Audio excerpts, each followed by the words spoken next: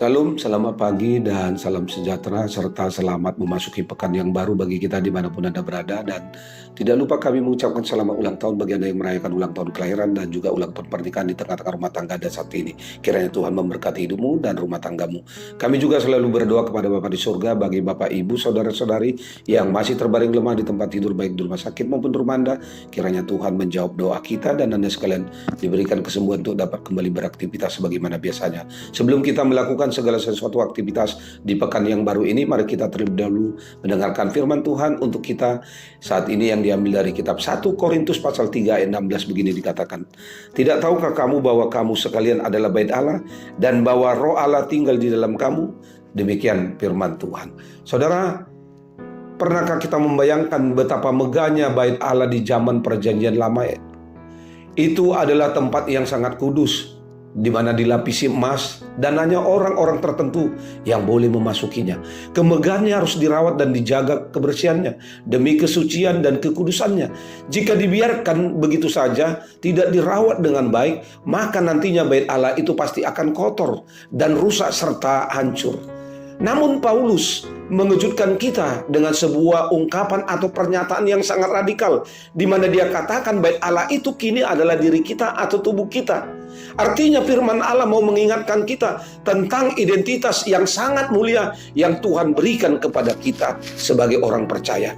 Kita bukan hanya manusia yang hidup menjalani hari demi hari, tetapi kita adalah tempat kediaman Allah sendiri. Roh Kudus memilih tinggal di dalam hati kita. Betapa besar kasih dan kepercayaan Tuhan kepada kita.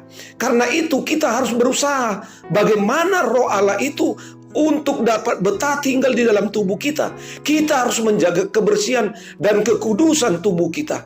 Tidak lagi melakukan apa yang dibenci dan yang tidak disenangi oleh Tuhan. Tidak lagi hidup menurut daging seperti yang dikatakan Paulus dalam Galatia 5 ayat 19 hingga ayat 20. Sebagaimana dia katakan percabulan, kecemaran, hawa nafsu, penyembahan berhala, dan lain sebagainya.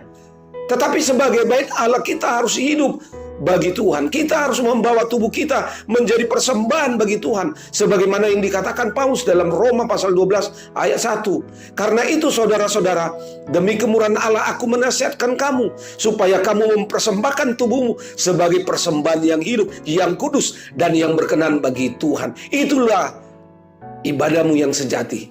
Kita harus menyembah dan memuliakan Tuhan dengan apa yang ada dalam tubuh dan jiwa kita. Baik itu pikiran, mulut, telinga, mata, kaki, dan seluruh organ tubuh yang kita miliki. Karena itu ingatlah, dalam menjalani aktivitas satu hari ini, tubuhmu adalah bait Allah, milik Allah. Maka harus kita jaga, kita rawat, kita pelihara dengan baik.